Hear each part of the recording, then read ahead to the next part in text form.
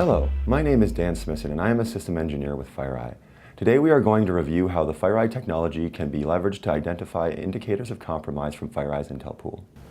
We're going to start from the main dashboard of the 4.5 version of our endpoint security offering. From here you can see that there are a number of hosts that have exploits that have been detected, as well as some other options like malware and other forms of alerts like indicators of compromise. To drill into this to see specifically the alerts, we're going to click on the alerts view and we're going to see a long list of all of the different alerts regardless of which system they're tied to. For purposes of today's illustration, we're going to take a look at the alert type specifically focused on indicators of compromise, which would represent components from our Intel pool at FireEye.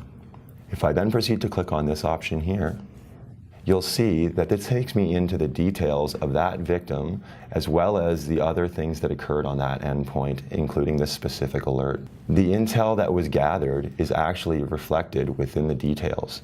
As I scroll down, you will actually see the documents that were found.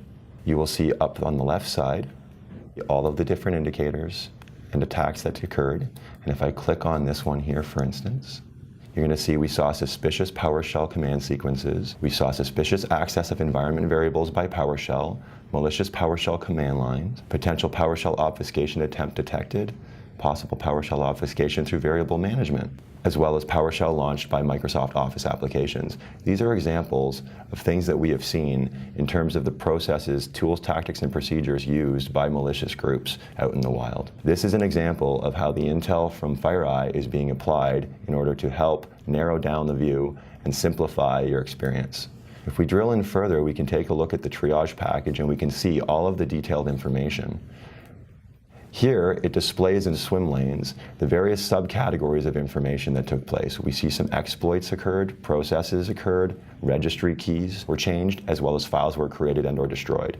We can see the specific processes that we're alerting against, as well as any descendant or parent processes involved. As we scroll down, you can actually see the specific processes, the registry keys that were created, as well as the specific files themselves that were manipulated. And as you can see as we go down, each of these data points actually includes an exploit badge. So that allows us to click on it and see specific details around that.